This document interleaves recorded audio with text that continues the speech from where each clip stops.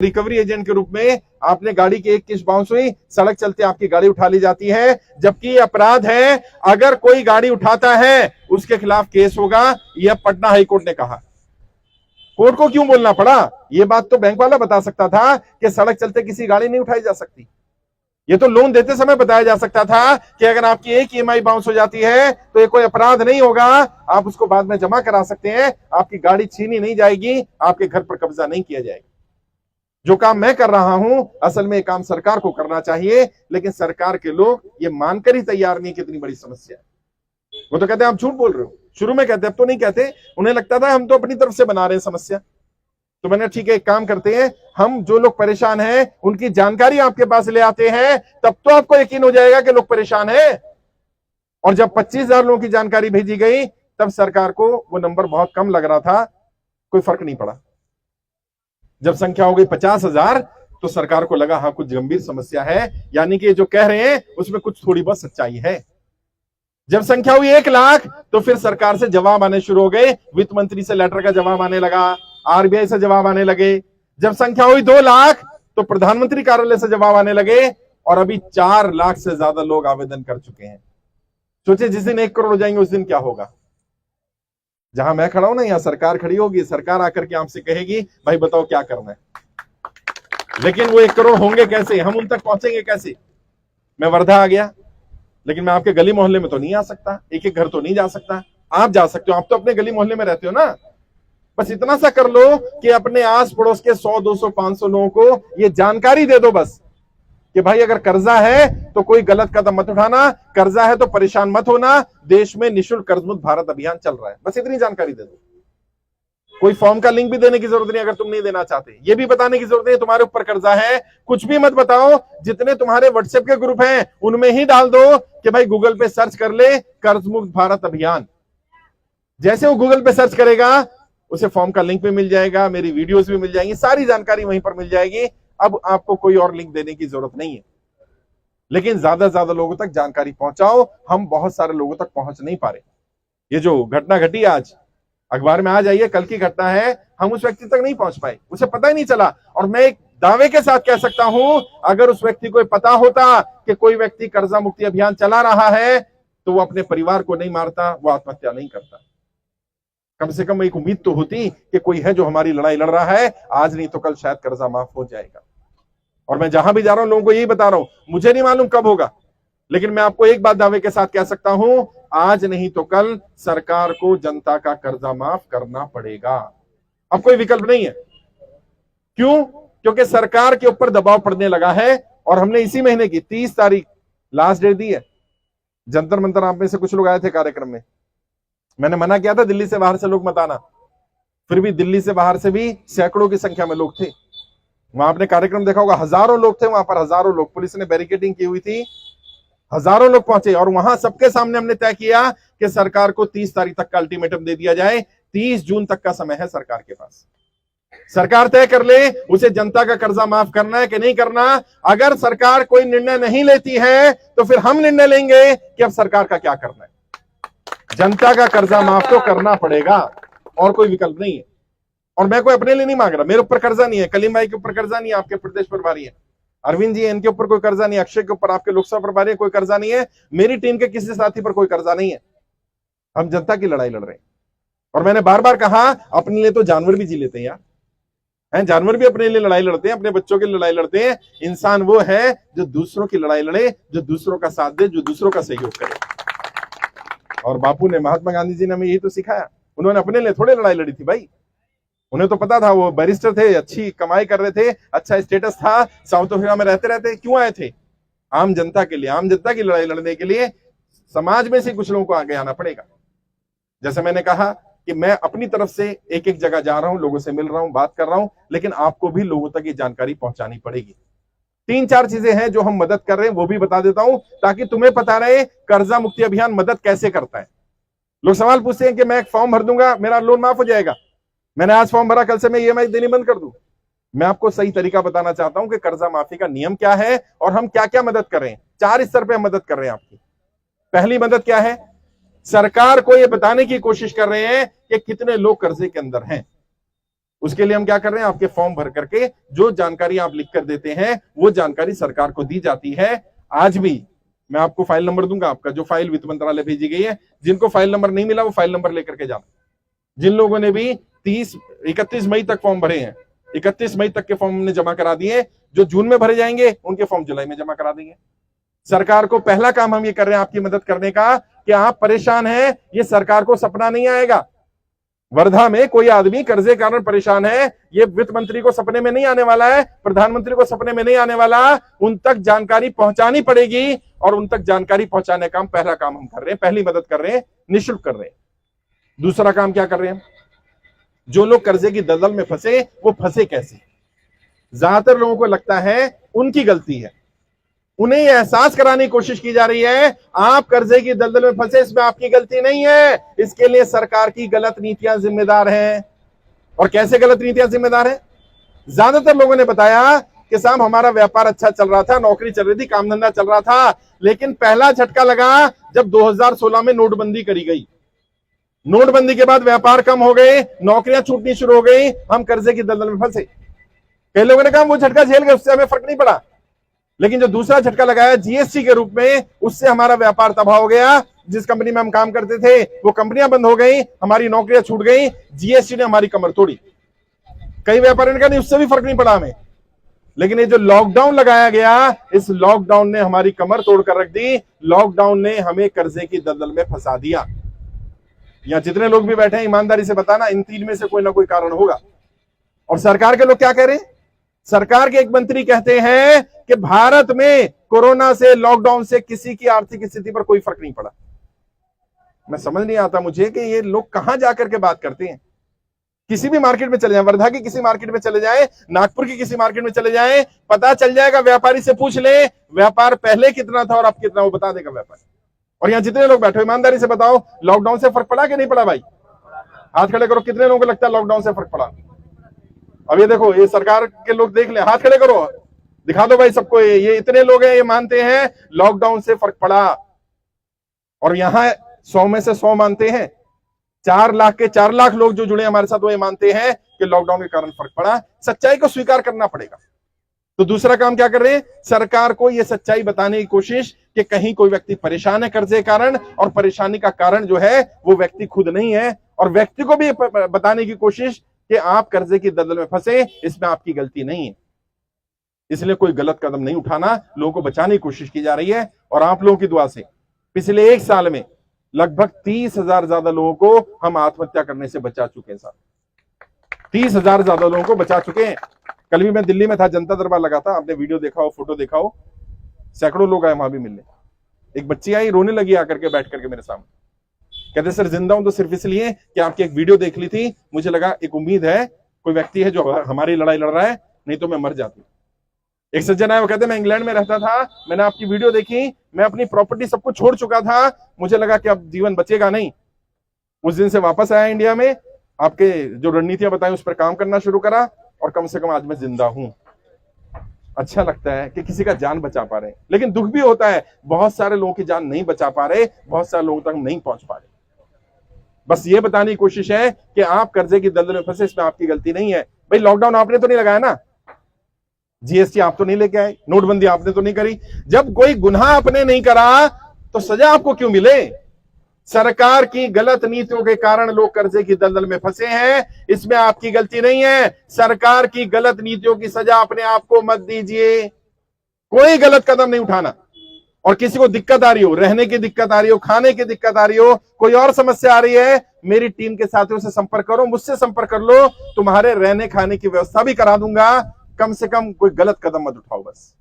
और हर किसी को ये बताओ, कोई आपके जान पहचान में व्यापारी हो, नौकरी करने वाला हो, नौकरी छूट गई, कोई दिक्कत आ रही है और वो व्यक्ति किस्त नहीं भर पा रहा, उसको बोलो कोई बात नहीं, अगर तेरे को रहने खाने की दिक्कत आ रही है सर से संपर्क कर ले। हम लोग नाम तो नहीं लेंगे, लेकिन बहुत सारे लोगों की हम मदद कर रहे हैं। किसी को कहीं गुरुद्वारे में बात कर रहे हैं, किसी को कहीं धर्मशाला में बात कर रहे हैं, बहुत सारी जगह मंदिर मस्जिद गुरुद्वारों में बात की गई है, कई जगह सांसद के पास भेजा गया, विधायक के पास भेजा गया, और उनको दवाई के खाने के पैसे दिलवाए जा रहे हैं। आपके भी जो सांसद हैं उनके पास भी भेज दूंगा, और करनी पड़ेगी उन्हें मदद। भाई क्षेत्र की जनता है, जनता की मदद करनी पड़ेगी उनकी। तीसरा काम हम मदद क्या कर रहे हैं? मेरी ट्रेनिंग होती थी, जो भी अक्षय जी ने बताया, कर्जे से बाहर निकलने के 20 तरीके मेरी ट्रेनिंग हुआ करती थी, जो व्यापारियों के लिए होती थी और पैसे लगते थे उसके। वो ट्रेनिंग पूरी तरह से निशुल्क है, आप YouTube पर जाकर के वो ट्रेनिंग देख सकते हैं। अभी लगभग 12 लाख से ज्यादा लोग वो ट्रेनिंग अटेंड कर चुके, और बहुत सारे लोगों ने बताया कि उसमें बताए गए तरीकों को अपनाकर हम कर्जे की दलदल से बाहर निकल रहे हैं। 20 तरीके दिए गए, 20 से ज्यादा तरीके हैं, कोई ना कोई तरीका आपके काम आ जाएगा। देख लो उसमें से कौन सा तरीका तुम्हारे काम आ सकता है। जो तरीका तुम्हें लगे तुम्हारे काम आ सकता है, उस तरीके का इस्तेमाल कर लो अपने लिए। चौथा जो हम मदद कर रहे हैं, जो सबसे बड़ी मदद है, क्या? सरकार पर दबाव बनाने की कोशिश। ये क्या है? ये यात्रा क्या है? एक कोशिश के सरकार पर दबाव पड़े कि कुछ लोग हैं जो गर्मी नहीं देखते। कितनी गर्मी पड़ रही है यार, सोचिए 1 किलोमीटर पैदल चलना हो ना, हालत खराब हो जाती है। ये लोग 70 किलोमीटर 60 किलोमीटर से पैदल चल रहे हैं। हिम्मत की बात है भाई। और मैं चाहता हूं एक बार जोरदार तालियां उन सारे साथियों के लिए होनी चाहिए जिन्होंने यात्रा करी है, पैदल यात्रा करी यार इतनी गर्मी में। ये जोश आपको देख के पैदा हुआ था जज्बा? वो जो भी है, लेकिन हिम्मत है। क्योंकि मैं अगर इतनी गर्मी में चलने को कहूंगे ना, 2-4 किलोमीटर बाद मैं चल नहीं पाऊंगा। और 3 दिन में अगर 60 किलोमीटर पैदल चला जाए, 70 किलोमीटर पैदल चला जाए, तो ये तो हिम्मत की बात है भाई। ये दबाव बनाने की कोशिश है। जद्दर मंतर पर हम मिले, क्या करा हमने? सरकार पर दबाव बनाने की कोशिश कि सरकार को लगे कि परेशानी ज्यादा है। और दबाव कैसे बनता है? एक तो भीड़ देख करके दबाव बनता है, दूसरा जब आपस में लोग मिलते हैं उससे दबाव बनता है। जैसा भी कलीम भाई ने बताया, अक्षय ने बताया, जैसे किसी भाई ने सवाल किया था कि कोई परेशान कर रहा है। अगर तुमने एक दूसरे की मदद करने की जिम्मेदारी ले ली, कोई तुम्हें परेशान नहीं कर सकता। परेशान पता है कब कर रहा है? जब तुम अकेले अकेले अपनी लड़ाई लड़ रहे हो। वो कहानी सुनी थी ना बचपन में, एक लकड़ी होगी कोई भी तोड़ देगा, लकड़ी का गट्ठर बन जाएगा कोई तोड़ नहीं पाएगा। इकट्ठे हो जाओ, संगठित हो जाओ, और वो तोड़ेंगे तुम्हें। जाति के नाम पर, धर्म के नाम पर वो बांटने का काम करेंगे। तुम अड़े रहना, हमारी एक ही जाति है भैया, हम तो कर्जे वाले हैं, हमारा तो एक ही धर्म है, कर्जे वाले हैं, हमारा और कोई धर्म नहीं है बस। और जब भी कोई बोले कि भाई वोट दे दो, सपोर्ट दे दो, उससे एक ही सवाल पूछो, कर्जा माफ करेगा क्या? सिंपल, और कोई नहीं। अगर वो कहे कि हाँ मैं कर्जा माफ करूंगा, उस नेता का, उस पार्टी का साथ दे देना। हमारी किसी नेता किसी पार्टी से लड़ाई नहीं है। जो जनता का कर्जा माफ करेगा हम उसका साथ देंगे, और जो जनता का कर्जा माफ नहीं करेगा हम उसका साथ नहीं देंगे। ये बात भी समझ लें। कोई पार्टी, लोग कहते हैं आप तो बीजेपी के खिलाफ हो, मैं कहता हूं सबसे पहले भारतीय जनता पार्टी कार्यकर्ताओं कर्जा माफ करो। क्या दिक्कत है इसमें? इसमें तो किसी को समस्या नहीं है। समस्या है क्योंकि कर्जा माफ नहीं करना ना, ये समस्या है। दिखावा करना है, वोट ले लेंगे, सपोर्ट ले लेंगे, लेकिन जब मदद करने की बारी आएगी मदद नहीं करेंगे। उनकी असलियत भी तुम पता कर लो, और मुझ पर यकीन ना हो ना, अपने सांसद के पास जाना, अपने विधायक के पास जाना, जिस पार्टी को तुम सपोर्ट करते हो उस नेता के पास जाना और उससे पूछना क्या तुम मेरी कर्जा माफी के लिए मेरी अपील करोगे? पता चल जाएगा, कहेगा नहीं ये सब नहीं होता हमारे। और इसीलिए मैंने क्या किया, इन सारे नेताओं को एक्सपोज करने के लिए, इनकी असलियत जनता को बताने के लिए देश के सभी 543 सांसदों को पत्र भेजे। और पत्र में क्या सवाल पूछा? सिर्फ एक सवाल था कि क्या अपने क्षेत्र की जनता की कर्जा माफी का आप समर्थन करते हैं या नहीं करते? अभी तक सिर्फ 7 सांसदों के जवाब आए भाई। बाकियों ने जवाब देना भी जरूरी नहीं समझा। क्यों? क्योंकि अगर जवाब हाँ में दिया तो फंस जाएंगे। क्यों? इन सबको मैं भेज दूंगा सांसद जाओ, वो कह रहा है भाई माफ करूंगा। और अगर ना में दिया तो फंस जाएंगे, क्योंकि जनता कहेगी जब हमने तेरे को सांसद बनाया और तू हमारा कर्जा माफ नहीं करेगा तो अगली बार हम तेरे को सांसद भी नहीं बनाएंगे। तो उन्होंने जवाब नहीं दिया, 7 ने दिया। और मजे की बात यह, 7 के 7 सांसदों ने कहा हम जनता की कर्जा माफी का समर्थन करते हैं। 7 ने हाँ कहा है। अब क्या कहा जा रहा है? अब इन सांसदों को कहा जा रहा है अगला मानसून सेशन होने वाला है, सदन में ये मुद्दा उठाओ। ऐसे थोड़ा ही बोल दिया कि हाँ करेंगे, सदन में उठाओ मुद्दा। सदन में प्रधानमंत्री को बोलो कि प्रधानमंत्री जी आपके पास 4 लाख लोगों की जानकारी आई है, उनका कर्जा माफी के ऊपर क्या निर्णय ले रहे हो बताओ। पता तो चले हमारे साथ है कि नहीं है। और जिन्होंने जवाब नहीं दिया उनकी भी असलियत बता रहा हूं तुम्हें।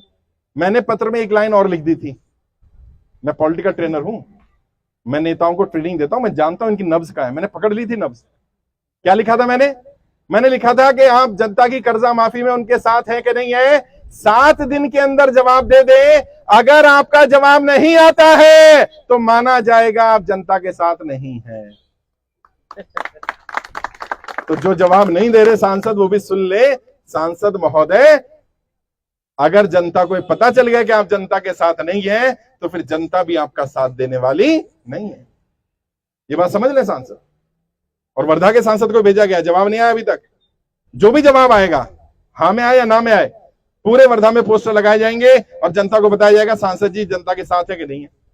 अगर जवाब नहीं आएगा तो ये मान लिया जाएगा कि सांसद साहब जनता के साथ नहीं है और फिर पोस्टर लगाए जाएंगे कि वो जनता की कर्जा माफी का समर्थन नहीं कर रहे। और यहां से एक डेलीगेशन भेजूंगा, कम से कम 100 लोग जाना। अक्षय जी हमारे लोकसभा प्रभारी हैं, उनके साथ जाना, बाकी टीम बना करके जाना। सांसद जी के घर जाके बैठ जाऊं, लेटर में दिल्ली से भेज दूंगा। उनसे बोले जी इसका जवाब दे दो, हाँ या ना। बस जब तक जवाब दोगे नहीं हम बैठे रहेंगे घर पर।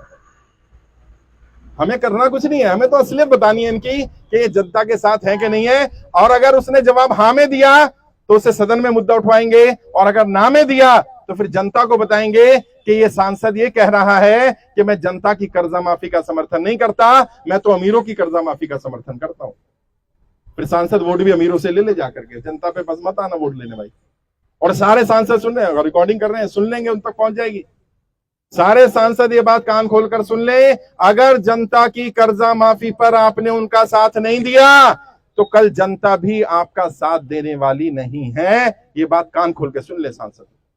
हमारी लड़ाई नहीं किसी पार्टी से भी, कोई सा भी सांसद हो, किसी पार्टी को, हमें फर्क नहीं पड़ता। और सांसद से क्यों, कई लोग कह रहे हैं विधायक से क्यों नहीं बोल रहे, मुख्यमंत्री से क्यों नहीं बोल रहे? क्योंकि मैं पढ़ा लिखा भी हूं, मुझे पता है ये जो मुद्दा है आर्थिक मुद्दा है, और इसका अधिकार जो होता है वो केंद्र सरकार के पास, वित्त मंत्री या प्रधानमंत्री के पास होता है। ये राज्यों के पास अधिकार नहीं होता कि किसी का लोन माफ कर दिया जाए, क्योंकि बैंकिंग सिस्टम जो है वो केंद्र सरकार के अधीन आता है, वो राज्य सरकारों के अधीन नहीं आता। इसलिए केंद्र सरकार से बोला जा रहा है। अगर राज्य सरकार का कोई मुद्दा होता तो राज्य सरकार से बोलते। मुझे पता है मेरी लिमिटेशन क्या है, मुझे मालूम है मैं किससे बात करूंगा तो बात बनेगी। मुझे किसी विधायक से, मुख्यमंत्री से बात करने की जरूरत नहीं है। इसलिए हम लोग प्रधानमंत्री कार्यालय को डाटा भी भेज रहे हैं, वित्त मंत्री को डाटा भेजा, आरबीआई को लेटर भेज रहे हैं, आपकी जानकारी लोगों तक पहुंचाई जा रही है। लेकिन बार बार एक ही अपील कर रहा हूं, कोई भी व्यक्ति कर्जे में फंस गया अगर, तो कर्जे कारण कोई गलत कदम मत उठाना। आप कर्जे की दलदल में फंसे, इसमें आपकी गलती नहीं है। इसके लिए सरकार की गलत नीतियां जिम्मेदार हैं, और सरकार की गलत नीतियों की सजा अपने आप को मत देना, क्योंकि दिक्कत होगी, परेशानी होगी, झेल लेंगे। लेकिन अगर व्यक्ति ही नहीं रहा, यार वापस कहां से लाऊंगा भाई? आज नहीं तो कल कर्जा माफ हो ही जाना है, अब तो सरकार पे दबाव पड़ ही रहा है। तो जब सरकार कर्जा माफ कर दे और मानो 100 लोग दुनिया से चले गए, अब उन्हें वापस कैसे लाऊंगा? और बहुत ज्यादा दिक्कत आ रही है, एरिया में लोग परेशान कर रहे हैं। जैसे किसी ने कहा साहूकार परेशान कर रहा है, किसी को आपको परेशान करने का अधिकार नहीं है। तुरंत पुलिस स्टेशन में जाओ और उनकी कंप्लेंट करो, पुलिस वाले आपकी मदद करेंगे। उन्हें बताओ कि मुझे धमकी दे रहा है, गाली गलौज कर रहा है, क्योंकि आरबीआई की गाइडलाइंस है कोई किसी के साथ गाली गलौज, बदतमीजी नहीं कर सकता। अगर करता है तो यह अपराध माना जाएगा। अगर मानहानि करता है तो मानहानि का केस चलेगा, धारा 499, 499 और 500, इसमें केस चलेगा उसके ऊपर। मानहानि का केस कर सकते हो आप उसके ऊपर, और पुलिस स्टेशन में जाकर कंप्लेंट करो। और ऐसा हुआ है, कई साथियों ने ऐसा किया जहां पर लोग परेशान कर रहे थे। पुणे की घटना, शायद पुणे में एक परिवार को परेशान किया जा रहा था, वो व्यक्ति पुलिस स्टेशन चला गया, पुलिस वालों ने बुला लिया उसको, रिकवरी वाले को, आजा भाई। माफी मांगी उसने वहां, क्योंकि आरबीआई की गाइडलाइन से उसको फॉलो करना पड़ेगा। आप गाली गलौज नहीं कर सकते, पैसा नहीं दे पा रहा, स्थिति खराब है, लेकिन गाली गलौज करने का, बदतमीजी करने का अधिकार किसी को नहीं है। और जैसे मैंने कहा, हमारी किसी से लड़ाई नहीं, ना किसी नेता से लड़ाई, ना प्रशासन से लड़ाई, ना बैंक वालों से लड़ाई। तुमने बदतमीजी नहीं करनी किसी के साथ, किसी बैंक वाले के साथ बदतमीजी मत करना, रिकवरी वाले के साथ बदतमीजी मत करना। अगर वो बदतमीजी करे उसकी वीडियो रिकॉर्ड कर लेना, बस आपके पास प्रूफ होना चाहिए उसने बदतमीजी करी है। बहुत सारी रिकवरी एजेंसियां बंद करवाई अभी हमने। क्यों? क्योंकि गाली गलौज नहीं कर सकता, उसके पास लाइसेंस होना चाहिए, डीआरए का सर्टिफिकेट होना चाहिए उसके पास। आपके घर आया तो विजिटिंग का लेटर होना चाहिए कि बैंक ने उसको जिम्मेदारी दी है। बैंक में 100 एम्प्लॉय हैं, 100 के 100 आपके घर आ जाएंगे क्या? कोई तो आएगा। कौन आएगा? जिसको लेटर होगा। और बैंक से कोई नोटिस भी आता है आपको, बैंक का नोटिस है, कोर्ट का नोटिस है, वकील का नोटिस है। नोटिस कोई फांसी का फंदा नहीं है, नोटिस से डरने की जरूरत नहीं है। नोटिस आया, कोई बात नहीं, नोटिस को खोल लो, पढ़ लो, किसी वकील से सलाह ले लो, मुझसे सलाह ले लो, मेरी टीम से सलाह ले लो, हम लोग हेल्प कर देंगे कहां से नोटिस आया है और कैसे जवाब देना है। नोटिस का जवाब नहीं देंगे तो गड़बड़ हो जाएगी, जवाब देने में कोई दिक्कत नहीं है। कई लोग क्या करते हैं, नोटिस लेते नहीं है, किसी ने सलाह दे दी, रिसीव मत करो, पता है क्या होगा? पहला नोटिस आएगा, रिसीव नहीं करेंगे, दूसरा नोटिस आएगा, नहीं रिसीव करेंगे, तीसरा आएगा, फिर कोर्ट से नोटिस आ जाएगा, तब भी रिसीव नहीं करेंगे तो सम्मन आ जाएगा कोर्ट से, तब भी रिसीव नहीं करेंगे, आपको भगोड़ा डिक्लेयर कर दिया जाएगा, पीओ डिक्लेयर कर दिया जाएगा, पुलिस आ जाएगी उठाने के लिए। ऐसी गलती नहीं करनी है। नोटिस आया, जवाब दे दो। और बैंक क्या करता है? बैंक नोटिस दे करके, लेटर दे करके जवाब दे मांगता है, क्या बताइए आपके साथ क्या हुआ, आपकी जो स्थिति बनी वो लिख दो। नौकरी छूट गई, व्यापार बंद हो गया, किसी कारण से तो किस्त नहीं भर पा रहे ना, जो कारण है वो लिखो। और आरबीआई भी कहता है अगर किसी की आर्थिक स्थिति खराब है, किसी घर में कोई बीमारी आ गई है, कोई व्यक्ति बीमार हो गया, कोई एक्सपायर कर गया, नौकरी छूट गई, व्यापार बंद हो गया, अगर वो अपनी जानकारी बैंक को देना चाहे तो दे सकता है, बैंक उसका लेटर रिसीव जरूर करेगा, बैंक लेटर रिसीव करने से मना नहीं कर सकता। फिर भी कई लोग कहते हैं बैंक मना कर रहे हैं, बैंक लेने दो लेटर, कोई बात नहीं, फोन, इस मोबाइल फोन को हथियार की तरह इस्तेमाल करो, बैंक में जाओ, वीडियो रिकॉर्ड कर लो मैनेजर साहब की और बोलो उसमें कि आज मैं बैंक आया था, मैनेजर साहब को लेटर दे रहा हूं, मेरी स्थिति खराब है, बैंक वाले लेटर नहीं ले रहे, बस नौकरी चली जाएगी साहब उसकी, क्योंकि लेटर लेना अधिकार है उसका, उसको लेना पड़ेगा, उसकी जिम्मेदारी बनती है, आपका अधिकार है लेटर देना। एक्शन लेना ले वो अलग बात है, मदद करे ना करे अलग बात है, लेकिन लेटर लेने से मना नहीं कर सकता बैंक। थोड़े अपने अधिकारों को भी जानो, जागरूक नागरिक बनो। और जो मैं फाइल नंबर आज दूंगा आपको, ये फाइल नंबर तुम्हारा हथियार है, इसको अपने पास रखना। बैंक में जब भी लेटर दोगे, किसी साहूकार से बात करोगे, जिससे भी लोन लिया, उसको बताओ ये मेरा फाइल नंबर है, वित्त मंत्रालय मेरी फाइल गई हुई है, चेक कर ले जाकर के। जब तक सरकार से जवाब नहीं आ रहा, कम से कम तब तक का मुझे समय दे दिया जाए। कई जगह पर समय मिला भी है, डीएम ने भी समय दिलवाया है, खासकर से जिनकी प्रॉपर्टी मॉर्गेज है उनकी दिक्कत ज्यादा है। तो अभी मिलूंगा आप लोगों से जिनकी प्रॉपर्टी मॉर्गेज है, 1 to 1 बात करेंगे। किसी का कोई नोटिस आया तो नोटिस पे बात करेंगे। जिन लोगों ने फॉर्म भर दिया है 31 मई से पहले 31 मई को भी भरा है अगर, तो उनका फाइल नंबर आ गया है, वो फाइल नंबर दे करके जाएंगे आज। जिन लोगों ने 31 मई के बाद फॉर्म भरा है उन्हें अभी फाइल नंबर नहीं मिलेगा। लेकिन इससे पहले के कार्यक्रम का समापन करा जाए, मैं चाहता हूं एक बार उन लोगों का स्वागत होना चाहिए जो लोग पैदल आपके लिए इतनी दूर से चल के आए। होना चाहिए नहीं भाई?